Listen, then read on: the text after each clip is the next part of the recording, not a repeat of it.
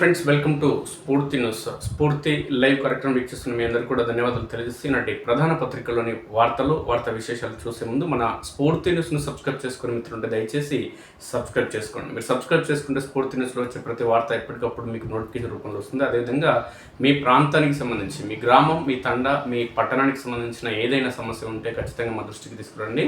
సమస్యల పరిష్కారం కోసం మేము కలిసి పనిచేద్దాం. అందుకోసం మీరు చేయాల్సింది 8919793547 నెంబర్కి వాట్సాప్ లేదంటే సామాన్య కాల్ ద్వారా సమాచారం ఇవ్వచ్చు మిత్రులారా. ఈనాటి రాష్ట్ర జాతీయ అంతర్జాతీయ అంశాలకు సంబంధించిన వార్తల్లోకి మనం వెళ్ళే ముందు ప్రధానంగా జాతీయ అంశాలకు సంబంధించి తమిళనాడులో నేడు ఎన్నికలు నిర్వహించనున్నారు. తమిళనాడు అదేవిధంగా వెస్ట్ బెంగాల్కి సంబంధించి నేడు ఎన్నికలు కొనసాగుతున్నాయి. ఎన్నికలు నిర్వహించనున్నారు ఈరోజు. అయితే తమిళనాడులో మొత్తం నియోజకవర్గాలకు సంబంధించి 234 నియోజకవర్గాలకు సంబంధించి ఒకే విడతలో ఎన్నికలు నిర్వహించనున్నారు. అయితే వెస్ట్ బెంగాల్లో మాత్రం తొలి విడత అంటే సుమారు సగం సీట్లకు ఎన్నికలు నిర్వహించున్నారు. దీనికి సంబంధించి ప్రధానంగా వచ్చింది. అయితే ప్రధానంగా తమిళనాడులో ప్రధానంగా పోటీ అనేది డిఎంకే ఏఐడిఎంకే మధ్య పోటీ అనేది కొనసాగుతుంది. అయితే టీవీకే పార్టీ ఎవరైతే సినీ హీరో విజయ్ ఉన్నారో విజయ్కి సంబంధించి ఓట్లు చీల్చే అవకాశం ఉంది. Vijay party TVK party. అయితే టీవీకే పార్టీ అధికారంలోకి వచ్చేంత అవకాశాలు ప్రస్తుతం లేవు. దీనికి ప్రధాన కారణం యువతలో కానీ లేదంటే కొత్తగా ఓటు హక్కు కలిగినటువంటి నూతనంగా ఓటు కలిగినటువంటి యువతలో విజయ్కి అద్భుతమైన ఫాలోయింగ్ ఉన్నప్పటికీ క్షేత్రస్థాయిలో ఆ పార్టీ అనేది బలంగా లేదు. కార్యకర్తలు, బలమైన నేతలు ఆ పార్టీలో ఇప్పటికీ చేరలేదు. కాబట్టి అధికారంలోకి వచ్చేంత స్థాయికి టీవీకే పార్టీ, విజయ్ పార్టీ చేరినప్పటికీ ఏ పార్టీ అధికారంలోకి రావాలన్నా, ఏ పార్టీ ఓట్లు చీల్చాలన్నా, అంటే గెలుపోటములు ఏ పార్టీని ఓడించాలన్నా, ఏ పార్టీని గెలిపించాలన్నా విజయ్ పార్టీ పైన ఆధారపడి ఉంటుంది, విజయ్ చీల్చే ఓట్ల పైన ఆధారపడి ఉంటుంది అనేది స్పష్టంగా తెలుస్తుంది. అయితే ఎన్డీఏ కూటమి అయినటువంటి పళనిస్వామి ఏఐడిఎంకే అదేవిధంగా బీజేపీ పార్టీ తదితర చిన్న పార్టీలతో కలిసి పోటీ చేసినటువంటి కూటమి పార్టీ కావచ్చు, లేదంటే డిఎంకే పార్టీ, స్టాలిన్కి సంబంధించిన డిఎంకే పార్టీ, అదేవిధంగా కాంగ్రెస్ మిత్రపక్ష పార్టీలు పోటీ చేస్తున్న నేపథ్యంలో కాంగ్రెస్ మిత్రపక్షమైనటువంటి స్టాలిన్ పార్టీ డిఎంకే, అదేవిధంగా బీజేపీ మిత్రపక్షమైనటువంటి ఏఐడిఎంకే మధ్యనే ప్రధాన పోటీ నెలకొంది. గత ఎన్నికల సమయంలో డిఎంకే పార్టీ తమిళనాడులో విజయం సాధించినప్పటికీ డిఎంకే ఏఐడిఎంకే మధ్య, అంటే జయలలితకు సంబంధించినటువంటి పార్టీ, పళనిస్వామికి సంబంధించినటువంటి మాజీ ముఖ్యమంత్రికి సంబంధించినటువంటి పార్టీ మధ్య ఓట్ల శాతం చాలా తక్కువగా ఉంది. అంటే గెలుపోటముల మధ్య ఓటింగ్ శాతం అనేది చాలా తక్కువగా ఉంది. రెండు పార్టీల మధ్య వ్యత్యాసం. కాబట్టి పళనిస్వామికి సంబంధించినటువంటి ఏఐడిఎంకి సంబంధించి కొన్ని ప్రాంతాల్లో, కొన్ని జిల్లాల్లో బలమైన పట్టు నేటికి ఉంది. అదేవిధంగా డిఎంకే పార్టీకి సంబంధించి కొన్ని జిల్లాల్లో బలమైన పట్టు ఉంది. పరిణామాల నేపథ్యంలో రెండు పార్టీల మధ్యనే పోటీ అనేది నెలకొంది అనేది స్పష్టంగా తెలుస్తుంది. అయితే ప్రధానంగా బీజేపీ పార్టీ వ్యూహం ఎట్లా ఉందంటే ఖచ్చితంగా స్టాలిన్, అంటే గత ఎన్నికల సమయంలో కేసీఆర్ తెలంగాణ రాష్ట్రంలో ఏ విధంగా అయితే గద్దెదించడం జరిగిందో పరోక్షంగా ఎత్తులకు పై ఎత్తులు వేస్తూ, అదేవిధంగా స్టాలిన్ కూడా గద్దెదించేందుకు ప్రయత్నం చేయడం జరుగుతుంది. అందులో భాగంగానే బీజేపీకి కొరకరాని కొయ్యగా మారడం జరిగింది. అదేవిధంగా హిందుత్వం, సంస్కృతి, హిందూ సాంప్రదాయాల గురించి, అదేవిధంగా నిరంతరం ప్రధానమంత్రి నరేంద్ర మోడీ పైన విమర్శలు చేయడం కావచ్చు, లేదంటే బీజేపీ వ్యతిరేక పార్టీలను సమాయత్తం చేయడం, ఒక కాంగ్రెస్ పార్టీకి అంటే కాంగ్రెస్ పార్టీ మద్దతుదారులు ఎవరైతే ఉన్నారో వీళ్ళకి ఒక బలమైన శక్తిగా స్టాలిన్ ఉన్నారు. కాబట్టి స్టాలిన్ కట్ చేయాలనే కోణంలో బీజేపీ వ్యూహాలు రచించడం జరుగుతుంది. ఈ వ్యూహాల్లో భాగంగా పళనిస్వామి ముఖ్యమంత్రి అయ్యేందుకు మెరుగైన అవకాశాలు ఉన్నాయి అనడంలో సందేహం లేదు. కానీ ఎట్టి పరిస్థితుల్లో మాత్రం రెండు పార్టీల మధ్య, డిఎంకే ఏఐడిఎంకే మధ్య పోటీ అనేది రసవత్తరంగా కొనసాగుతుంది. ఇక వెస్ట్ బెంగాల్కి సంబంధించి బీజేపీ, టీఎంసీకి సంబంధించి, తృణమూల్ కాంగ్రెస్ కి సంబంధించి, బీజేపీకి సంబంధించి రెండు పార్టీల మీదనే ప్రధానమైన పోటీ ఉంది. ఇక్కడ కాంగ్రెస్ పార్టీ అనేది గుండుసున్నా. కాంగ్రెస్ పార్టీ ప్రభావం అనేది వెస్ట్ బెంగాల్లో ఎక్కడ కూడా కనిపించే పరిస్థితి లేదు.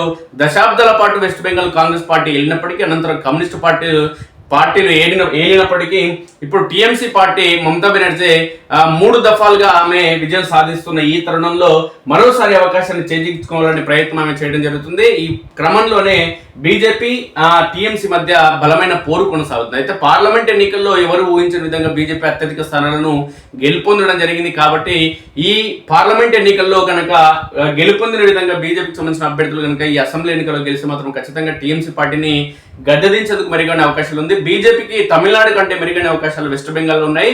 గత ఎన్నికల సమయంలో బీజేపీకి సంబంధించినటువంటి కార్యకర్తలు కానీ, నాయకులు కానీ, పార్టీకి సంబంధించిన ముఖ్యమంత్రి అభ్యర్థి సువేందు అధికారి కానీ గత ఎన్నికల సమయంలో ముఖ్యమంత్రిగా ఉన్నటువంటి మమతా బెనర్జీని ఓడించడం జరిగింది సువేందు అధికారి. పరిణామాల నేపథ్యంలో మరోసారి మమతా బెనర్జీని ఓడించడంతో పాటు ఆ పార్టీని కూడా ఓడించేందుకు బీజేపీ ఎత్తులు వేయడం జరుగుతుంది. ఇందులో భాగంగానే మొదటి దఫా ఎన్నికలు ఈ రోజు జరగనున్నాయని స్పష్టంగా తెలుస్తుంది. దీనికి సంబంధించి ఒకసారి మనం చూద్దాం.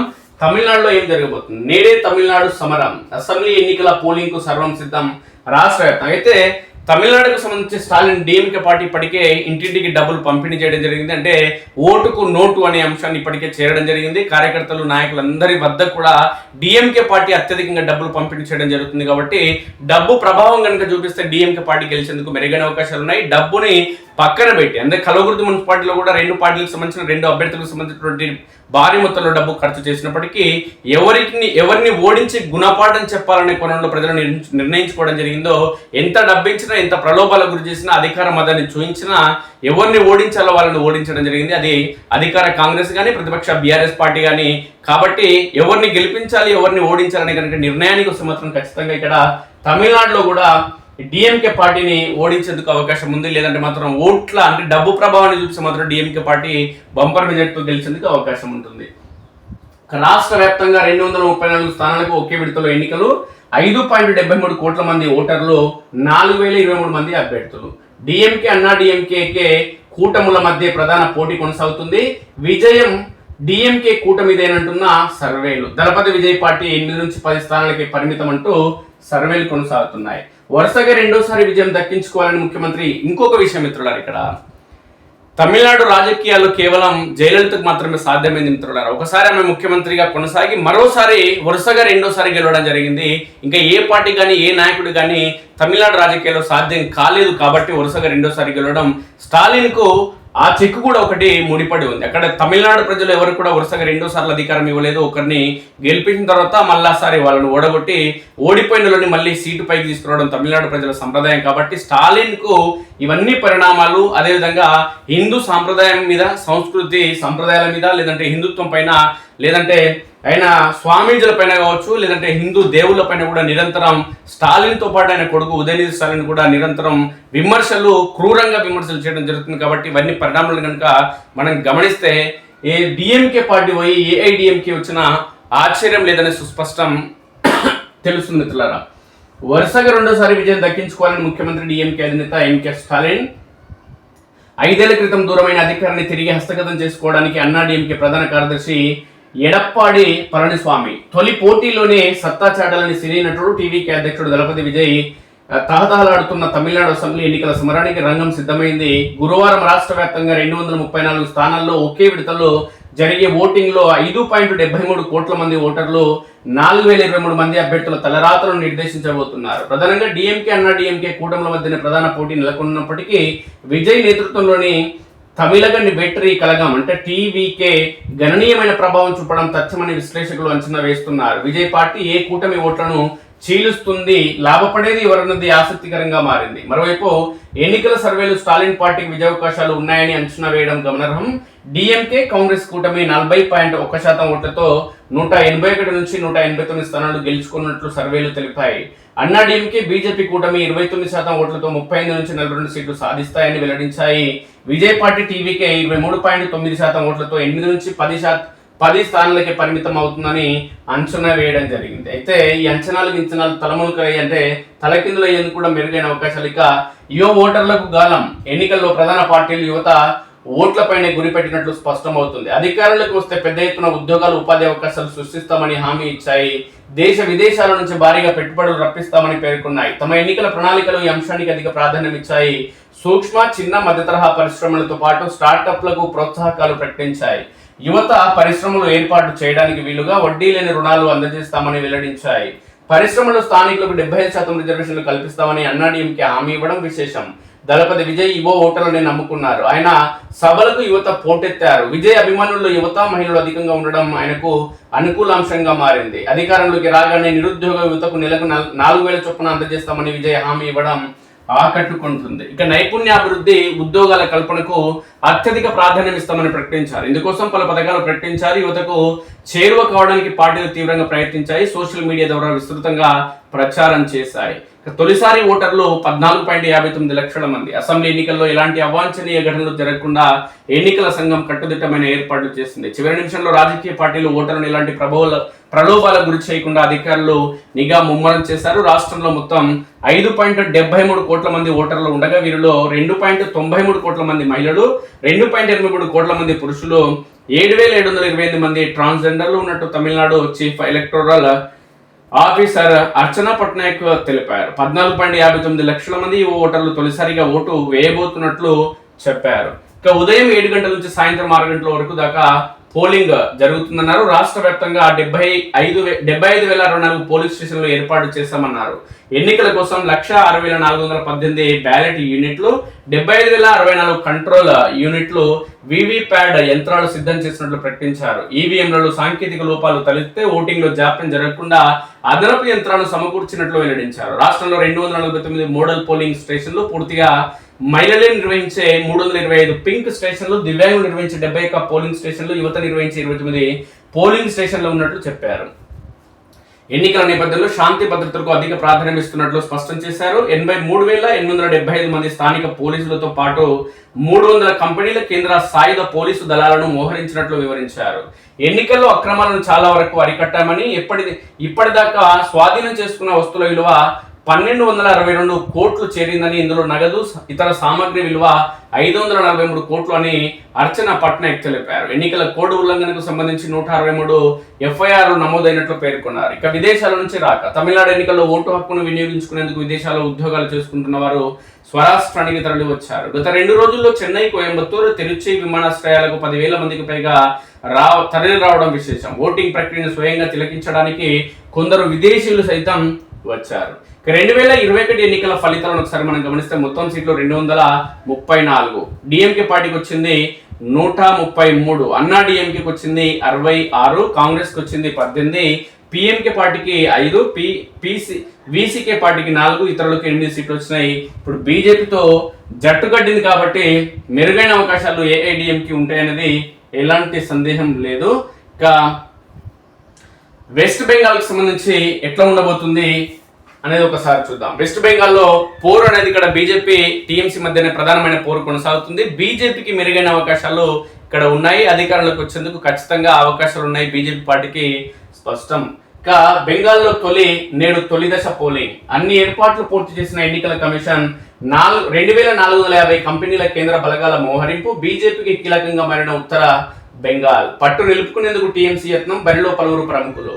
పశ్చిమ బెంగాల్ అసెంబ్లీ ఎన్నికల్లో నేడు తొలిదశ పోలింగ్ జరగనుంది. అసెంబ్లీలోని మొత్తం 294 స్థానాలకు గాను 152 సీట్లకు ఎన్నిక జరగనుంది. ఉత్తర బెంగాల్లోని 8 జిల్లాలతో పాటు ముర్షిదాబాద్, హుగ్లీ, నడియా, హిర్బూమ్ జిల్లాల్లోని కొన్ని ప్రాంతాల్లో విస్తరించి ఉన్న 54 సీట్లు బీజేపీకి కీలకంగా మారాయి. ఉదయం 7 గంటల నుంచి సాయంత్రం 6 గంటల వరకు జరిగే పోలింగ్ లో 3.20 కోట్ల మంది ఓటర్లు ఓటు హక్కు వినియోగించుకోనున్నారు.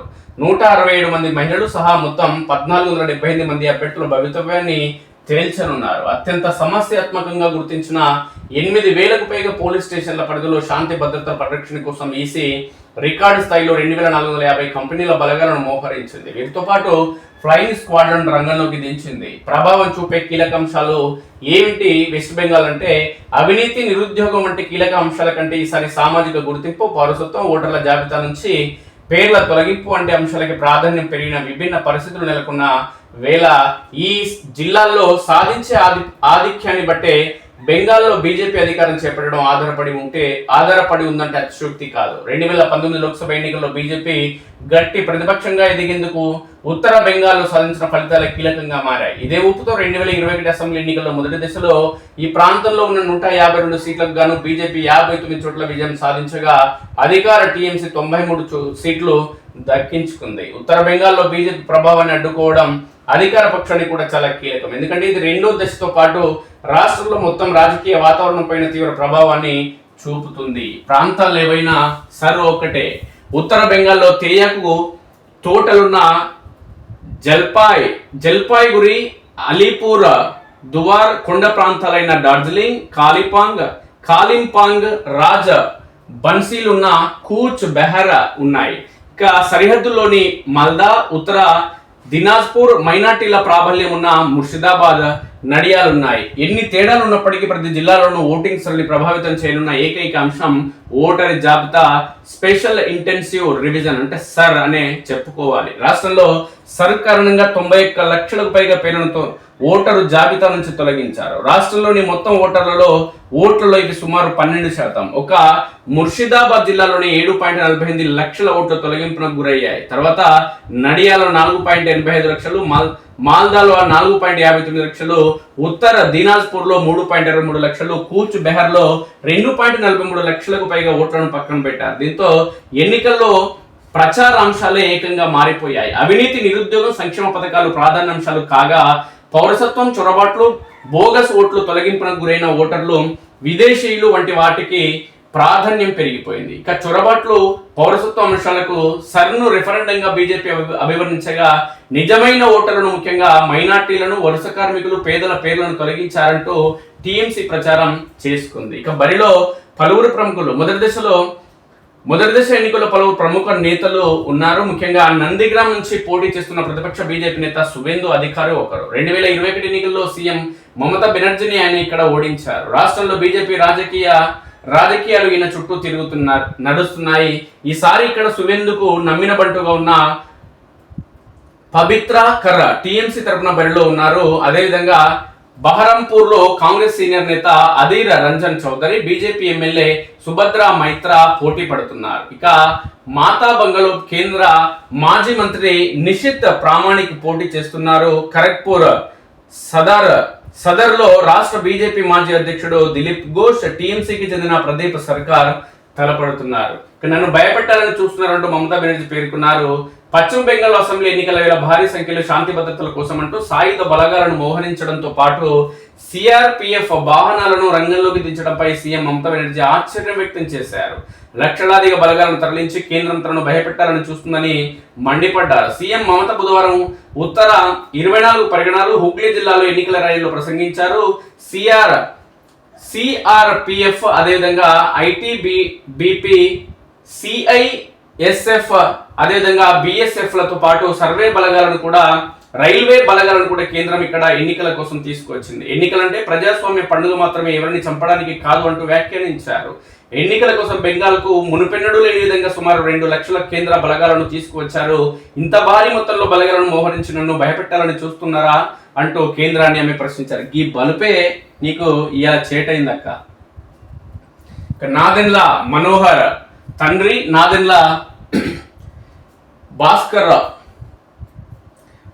రావు మృతి చెందడం జరిగింది, చనిపోవడం జరిగింది. ఆయన కొడుకు నాదెండ్ల మనోహర్ ప్రస్తుతం జనసేన పార్టీలో ఉన్నారు, ఏపీ మంత్రిగా కొనసాగుతున్నారు. ఈయన చనిపోయిన నేపథ్యంలో అనేక మంది అంటే ముఖ్యమంత్రులు, అటు ఏపీ తెలంగాణ రాష్ట్రాలకు సంబంధించిన ముఖ్యమంత్రులు, అదేవిధంగా ఇతరులు ముఖ్య నేతలు, మంత్రులందరూ కూడా సంతాపం తెలపడం జరిగింది. ఏంటి అనేది ఒకసారి మనం చూద్దాం. ఉమ్మడి ఏపీలో అత్యల్ప కాలం సీఎంగా చేసిన నాదెండ్ల నేను ఎన్టీఆర్ ను దించితే వెన్నుపోటు, బాబు దించితే చారిత్రాత్మక అవసరమని పేర్కొన్నారంటూ నాదెండ్ల పేర్కొన్నారు. ఉమ్మడి ఏపీ చరిత్రలో అత్యల్ప కాలం పనిచేసిన ముఖ్యమంత్రిగా నాదెండ్ల భాస్కర్ రావు నిలిచారు. కేవలం 31 రోజుల పాటు ఆ పదవిలో కొనసాగిన రాజకీయవేత్తగా నెల రోజుల సీఎంగా పేరొందారు. 1982లో ప్రముఖ నటుడు ఎన్టీఆర్ టీడీపీని స్థాపించినప్పుడు సహ వ్యవస్థాపకుడిగా నాదెండ్ల వెన్నంటే ఉన్నారు. పార్టీ ఏర్పడిన 9 నెలల్లోనే 1983లో ఎన్టీఆర్ నేతృత్వంలోని ప్రభుత్వం ఏర్పాటు చేసి చరిత్ర సృష్టించడంలో ఆయన కీలక భూమిక నిర్వహించారు. అప్పుడు ఎన్టీఆర్ కేబినెట్ లో నాదెండ్ల ఆర్థిక మంత్రిగా పనిచేశారు. అయితే 1984లో సీఎం ఎన్టీఆర్ చికిత్స కోసం అమెరికాకు వెళ్లిన సమయంలో కొందరు ఎమ్మెల్యేల మద్దతుతో తిరుగుబాటు చేసి పెను రాజకీయ సంచలనానికి కారణమయ్యారు. 1984 ఆగస్టు 16న ముఖ్యమంత్రిగా ప్రమాణ స్వీకారం చేసి పెద్ద ఎత్తున సాగిన ప్రజాస్వామ్య పరిరక్షణ ఉద్యమం కారణంగా కేవలం 31 రోజుల్లోనంటే సెప్టెంబర్ 16న తన పదవిని కోల్పోయారు. అమెరికా నుంచి తిరిగి వచ్చాక ఎన్టీఆర్ 17 ప్రతిపక్ష పార్టీల మద్దతుతో ప్రజాస్వామ్యాన్ని కాపాడండి అంటూ నిరసన తెలిపారు. ఎన్టీఆర్ నల్ల దుస్తులు ధరించి ధర్మయుద్ధం పేరుతో రాష్ట్ర వ్యాప్త యాత్ర నిర్వహించారు. భాస్కర్ రావు రాజీనామా తర్వాత కేంద్ర ప్రభుత్వం గవర్నర్ను వెనక్కి పిలిపించి ఎన్టీఆర్ ను తిరిగి ముఖ్యమంత్రిగా నియమించింది. అనంతరం నాదెండ్లను టీడీపీ నుంచి బహిష్కరించారు. తర్వాత ప్రజాస్వామ్య తెలుగుదేశం పార్టీని స్థాపించి ఎన్నికల్లో పోటీ చేసినా పెద్దగా ప్రభావం చూపలేకపోయారు. అనంతరమైన కాంగ్రెస్ లో చేరారు. 1989 ఎన్నికల్లో తెనాలి నుంచి కాంగ్రెస్ తరఫున పోటీ చేసి ఎమ్మెల్యేగా గెలిచారు. 1994 ఎన్నికల్లో ఓడిపోయారు. 1998లో ఖమ్మం ఎంపీగా గెలిచారు. తర్వాత ఆయన కొంతకాలం రాజకీయాలకు దూరంగా ఉన్నారు. 2019లో అమిత్ షా సమక్షంలో బీజేపీలో చేరాక వయసు రీత్యా రాజకీయంగా అంతగా యాక్టివ్గా లేరు. 1935 జూన్ 23న గుంటూరు జిల్లాలో జన్మించిన నాదెండ్ల ఉస్మానియా విశ్వవిద్యాలయం నుంచి న్యాయశాస్త్రంలో పట్టా పొంది లాయర్గా వృత్తి జీవితాన్ని ప్రారంభించారు. హైకోర్టులో న్యాయవాదిగా ప్రాక్టీస్ చేశారు. తర్వాత కాంగ్రెస్ లో చేరి 1978లో విజయవాడ తూర్పు నుంచి ఎమ్మెల్యేగా గెలుపొందారు. డాక్టర్ మర్రి చెన్నారెడ్డి, టి అంజయ్య కేబినెట్ లో ఆయన మంత్రిగా పనిచేయడం జరిగింది. మొత్తానికి నాదెండ్ల భాస్కరరావు వ్యవహారం అనేది అనేక విమర్శ ప్రతి విమర్శలతో అదేవిధంగా ఒక వలయంలో జీవితం అనేది కొనసాగింది. అనునిత్యమైన అంటే టీడీపీలో ఉన్నటువంటి టీడీపీ ఏర్పాటులో క్రియాశీలక పాత్ర పోషించినప్పటికీ ఎన్టీఆర్తో కలిసి జర్నీ అనేది సవ్యంగా సాగలేదు. ఎన్టీఆర్ను దించిన ముఖ్యమంత్రి అయిన నేపథ్యంలో ఆయన జీవితం అంతా అభండాన్ని మోసే పరిస్థితి దాపురించింది. కేసీఆర్ హరీష్ పై చర్యలొద్దు, ఎస్కే జోషి స్మితా సబర్వాల్ పై కూడా ఎలాంటి చర్యలు తీసుకోవద్దు, జస్టిస్ పినాకి చంద్రఘోష్ కమిషన్ నివేదికను ఆధారంగా తీసుకోవద్దు, రాష్ట్ర ప్రభుత్వానికి హైకోర్టు ఆదేశం. తీర్పు వెలువరించిన chief justice Aparesh Kumar Singh, justice Mohiuddin ధర్మాసనం నివేదికలో పిటిషనర్లపై చేసిన ఆరోపణలు అర్ధరహితం, కమిషన్ పరిధి దాటి కొందరు ప్రతిష్టకు భంగం కలిగేలా వ్యాఖ్యలు చేసింది. విచారణలో నిర్ధారిత విధానాలు నిబంధనలు పాటించలేదు, అభియోగాలు మోపే ముందు వారి వాదనలు వినలేదు. ఇక నివేదికలు సాక్ష్యంగా అంగీకరించబడవన్న హైకోర్టు, కమిషన్ ఏర్పాటు జీవో చట్టబద్ధమైన ధర్మాసనం. కమిషన్ ఏర్పాటు చేసే అధికారం ప్రభుత్వానికి ఉంటుంది. కమిషన్ ఉద్దేశపూర్వకంగా నేరం మోపినట్టు పిటిషనర్లు నిరూపించలేకపోయారని వెల్లడి. ఇక హైకోర్టు క్లీన్ చిట్ ఇవ్వలేదు. ఈ తీర్పు సిబిఐ విచారణకు అడ్డంకి కాదు అంటూ మంత్రి ఉత్తమ్ కుమార్ పేర్కొన్నారు. నేడు మంత్రివర్గంలో చర్చించి అవసరం అనుకుంటే సుప్రీంకు వెళ్తామంటూ పేర్కొంటున్నారు. ఫస్ట్ సుప్రీంకోర్టు పోదు కానీ ఆ రేషన్ బియ్యం వాళ్ళ దగ్గర పోయి పైసలు రేషన్ బియ్యం తీసుకురా సార్, పోయి నీ శాఖ పనులు చేసలేవు కానీ ఏందో రాష్ట్ర రాజకీయాలు మొత్తం సక్కదిద్దుతా అంటాడు. కుట్రలు కూలిపోయాయి. రాష్ట్ర హైకోర్టు చెంపపెట్టు లాంటి తీర్పునిచ్చినట్టు బీఆర్ఎస్ వర్కింగ్ ప్రెసిడెంట్ కేటీఆర్ అంటున్నాడు. కేసులతో లొంగ తీసుకోలేరు. కాళేశ్వరంలో 2 పిల్లర్లు కుంగితే కాంగ్రెస్ గోబెల్స్ ప్రచారం చేసింది. రాష్ట్ర ప్రయోజనాల కోసం ఎంతటి పోరాటానికైనా సిద్ధం అంటున్నాడు స్వచ్ఛమైన పిల్లాడు హరీష్ రావు. తొలి రోజు పావు వంతు బస్సులే, సమ్మెతో ప్రయాణికులకు తీవ్ర ఇబ్బందులు. బస్టాండ్లలో గంటల పాటు పడిగాపులు, ప్రైవేట్ వాహనాలను ఆశ్రయించిన వైనం. ఆర్టీసీ అద్దె బస్సు డ్రైవర్లను అడ్డుకున్న కార్మికులు. 2600 బస్సులే అందుబాటులో, నేటి నుంచి వీలైనన్ని ఎక్కువ బస్సులు తిప్పుతామంటున్న అధికారులు. ప్రైవేటు విద్యా సంస్థల బస్సులు డ్రైవర్లు, తాత్కాలిక డ్రైవర్ల సమీకరణ. 5500 బస్సులు తిప్పేలా కార్యాచరణ. సమ్మె విరమించాలని కోరిన మంత్రి పొన్నం ప్రభాకర్. సమ్మెపై ప్రభుత్వం సీరియస్. సిబ్బందిని అడ్డుకుంటే పీడీపీపీ చట్టం కింద కేసు నమోదైతే సస్పెండ్ చేసే ఛాన్స్. ప్రయాణం ప్రయాస. ఇక పెట్టుబడులను పట్టాలెక్కించండి, ఒప్పందాల అమల్లో వేగం పెంచండి, పర్యవేక్షణకు రియల్ టైమ్ డాష్ బోర్డ్. పెట్టుబడులపై సమీక్షలో సీఎం రేవంత్ రెడ్డి. నిజాం షుగర్స్ పునరుద్ధరణ ఎప్పుడో 2 ఏళ్లుగా ఎడతెగని సంప్రదింపులు. డెల్టా పేపర్ మిల్స్ 51% వాటాపై తేలని లెక్కలు. నాడు కాకి లెక్కలతో చంద్రబాబు వాటా కట్టబెట్టినట్లు విమర్శలు. ఓటీఎస్ కింద బ్యాంకులకు 190 కోట్లు చెల్లింపు. డెల్టా నిష్క్రమణ తర్వాతే తేలనున్న ఎన్ఎస్ఎల్ భవితవ్యం. ఇక మక్క రైతు విలవిల. ఎకరానికి 26 క్వింటల పంటనే కొనుగోలు చేస్తున్న మార్క్ఫెడ్. దీంతో తక్కువ ధరకు ప్రైవేటుకు అమ్ముకుంటున్న రైతన్నలు. మక్కల కొనుగోలు కేంద్రాల ఏర్పాటు నామమాత్రమే. వారమైన తూకమేది. ఈ ఫోటోలో కనిపిస్తున్న మహిళా రైతు పేరు ఎర్రోళ్ల విజయ. ఈమెది సిద్దిపేట జిల్లా తొగుట మండలం గణపురం. వారం రోజుల క్రితం మక్కలను సిద్దిపేట మార్కెట్ కు తీసుకొచ్చింది. శనివారం కొనుగోలు చేస్తామని ఎంపిక చేశారు కానీ ఇప్పటికి కూడా తూకం వేయలే. మొక్కజొన్న రైతుల పరిస్థితి దయనీయంగా మారింది. గత యాసంగితో పోలిస్తే ఈసారి సాగు విస్తీర్ణం పెరిగింది. రాష్ట్రంలో 12.94 లక్షల ఎకరాల్లో మక్కలు సాగు చేశారు. దాదాపు 39 లక్షల మెట్రిక్ టన్నుల దిగుబడి వస్తుందని వ్యవసాయ అధికారులు అంచనా వేశారు. రాష్ట్ర వ్యాప్తంగా 226 కొనుగోలు కేంద్రాలు ఏర్పాటు చేశారు. ఇప్పటి వరకు 28,041 మంది రైతుల దగ్గర నుంచి 1,46,900 మెట్రిక్ టన్నులు మాత్రమే కొనుగోలు చేశారు. పంట దిగుబడి బాగుందని సంతోషించే లోపే డిమాండ్ తగ్గడంతో బహిరంగ మార్కెట్లో క్వింటాల్ ధర 1700కు మించడం లేదు. దీంతో ప్రభుత్వం క్వింటాల్కు 2400 మద్దతు ధర ప్రకటించి మార్కెట్ ద్వారా కొనుగోలు కేంద్రాలను దశలవారీగా ఏర్పాటు చేసింది. కానీ అరకొరగల కేంద్రాలు ఏర్పాటు చేయడం, అవి కూడా అవసరమైన ప్రాంతాల్లో కాకుండా దూరంగా ఏర్పాటు చేయడం, ఆపై తేమ శాత నిబంధనలతో రోజుల తరబడి ఆరబెడుతూ రైతులు ఎదురు చూస్తున్నారు. ఖమ్మం జిల్లాలో మొక్కజొన్న కొనుగోలు కేంద్రాలు ఏర్పాటు చేయాలంటూ ఇటీవల కొణిజర్ల, సోమవారం ఇంకా బోనకల్ మండలం ముష్టికుంట్లలో రైతులు రాస్తారోకో చేశారు. యాసంగిలో మొక్కజొన్న ఎకరాకు 40 క్వింటాల మేర రావడం జరిగింది. పరిస్థితి నాగరికల్ జిల్లా, ఉమ్మడి పాలమూరు జిల్లాలో అత్యంత దయనీయంగా ఉంది. సంస్థాగత ముమ్మరం. మండల బ్లాక్ కాంగ్రెస్ కమిటీల నియామకానికి కసరత్తు. అధ్యక్ష పదవికి 3 ఏళ్లు పార్టీలో పనిచేయాలన్న నిబంధన. 11 నుంచి 21 మందితో కార్యవర్గాల కూర్పు. 60 పదవుల్లో ఎస్సీ, ఎస్టీ, బీసీ, మైనార్టీలకు అవకాశం. ప్రతి ఫైలు వెనక ఒక సామాన్యుడి ఆశ. మీరు సంతకం చేసే ప్రతి ఫైలు వెనక ఒక సామాన్యుడి ఆశ ఉంటుంది. అది ఒకరి జీవితాన్ని మార్చే శక్తి అని గుర్తించుకోండి అంటూ ఎంపికైన గ్రూప్ 1 అధికారం డిప్యూటీ సీఎం బట్టి విక్రమార్క అంటున్నాడు. మీరు సంతకం చేస్తే కూడా బాగానే డబ్బులు వసూలు చేస్తున్నట్టు విమర్శలు వచ్చినాయి. సారు సంతకం విలువ మరీ ఎక్కువ అని చెప్పకండి, వాళ్ళు అదే పని చేసే కానీ మిమ్మల్ని చూసి.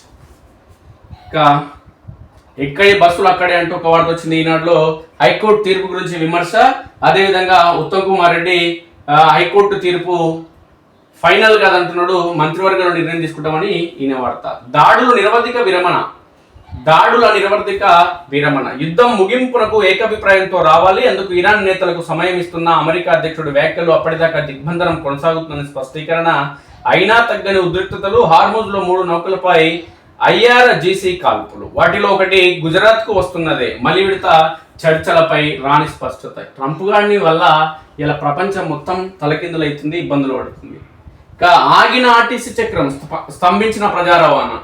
డిపోల్లోనే బస్సులు, ఇబ్బందులు పడుతున్న ప్రయాణికులు. పోలీసుల సాయంతో బస్సులు నడిపేందుకు ప్రయత్నించిన అధికారులు, అడ్డుకున్న కార్మికులు. పోలీసులు కార్మికుల మధ్య వాగ్వాదం. ప్రైవేటు వాహనాలను ఆశ్రయించిన ప్రజలు. చర్చల మధ్యలో వెళ్లిపోయింది అధికారుల కమిటీయే. నేడు రాష్ట్ర వ్యాప్తంగా అన్ని డిపోల్లో మహా ధర్నా అంటూ ఆర్టీసీ జేసీ పేర్కొంది. మెట్రో రైళ్ల ఫ్రీక్వెన్సీ పెంపు. గరిష్టంగా 56 సర్వీసులు. మియాపూర్, ఎల్బీనగర్ రూట్లో 4.20 నిమిషాలకు. ఇక్కడ నాగోలు రాయదుర్గం మార్గంలో 3.40 నిమిషాలకు సర్వీసు.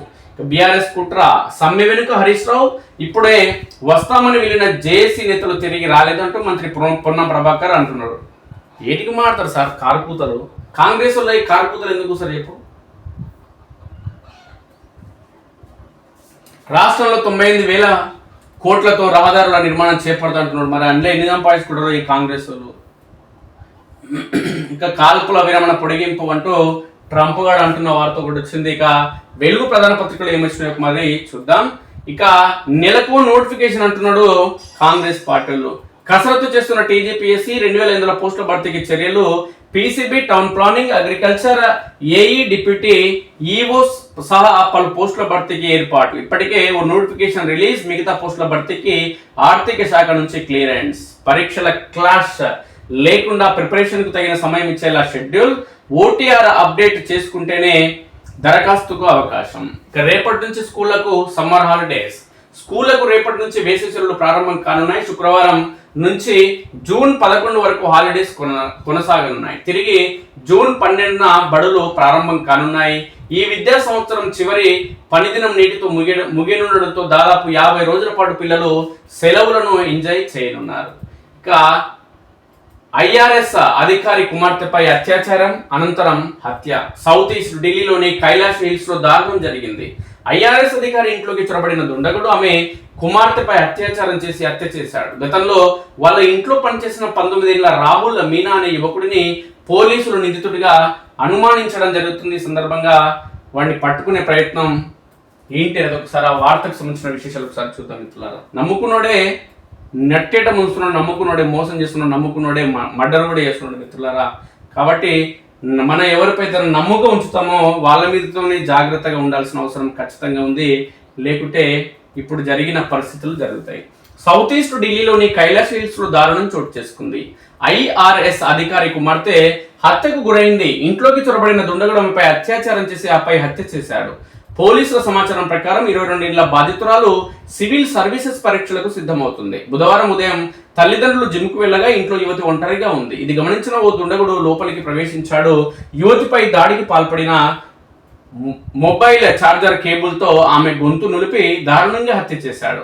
మాజీ పని మనిషిపై అనుమానం. ఈ కేసులో 19 ఏళ్ల రాహుల్ మీనా అనే యువకుడిని పోలీసులు ప్రధాన నిందితుడిగా అనుమానిస్తున్నారు. 8 నెలల పాటు ఇంట్లో పనిచేసిన రాహుల్ కిరాణా షాపు బిల్లుల్లో చేతివాటం ప్రదర్శిస్తున్నాడని గుర్తించిన కుటుంబం గత నెలలో అతడిని తొలగించింది. ఆ ఇంటి అలవాట్లు, కుటుంబ సభ్యుల సమయ పాలనపై అతడికి పూర్తి అవగాహన ఉండడంతో పథకం ప్రకారం ఈ దారుణానికి పాల్పడినట్లు పోలీసులు భావించడం జరుగుతుంది. ఏం లాభం రా, జైలుకి పోతావు, కానీ అన్యాయంగా నమ్ముతుంది కదరా పాపం. 22 ఏళ్ళని 2009 తర్వాత పుట్టిన వారికి సిగరెట్లు బ్యాన్. బిల్లుకు బ్రిటన్ పార్లమెంట్ ఆమోదం. స్కూళ్ళు, హాస్పిటళ్ల వద్ద వేపింగ్ చేస్తే కఠిన చర్యలు. భవిష్యత్ తరాలను స్మోకింగ్ దిశగా మార్చేందుకు అడుగులంటూ ఒక వార్త.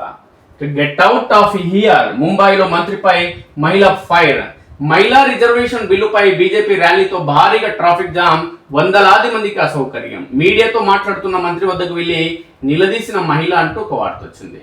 2 రాష్ట్రాల్లో ఎన్నికలంటూ ఒక వార్త వచ్చింది. ఇవి ఈనాటి ప్రధాన పత్రికలోని వార్తా విశేషాలు. మిత్రులారా, మీ సూచనలు, అభిప్రాయాలు ఖచ్చితంగా తెలియజేయండి. అదేవిధంగా మన స్ఫూర్తి న్యూస్ను సబ్స్క్రైబ్ చేసుకుని మిత్రులు ఉంటే దయచేసి సబ్స్క్రైబ్ చేసుకోండి. Thank you very much.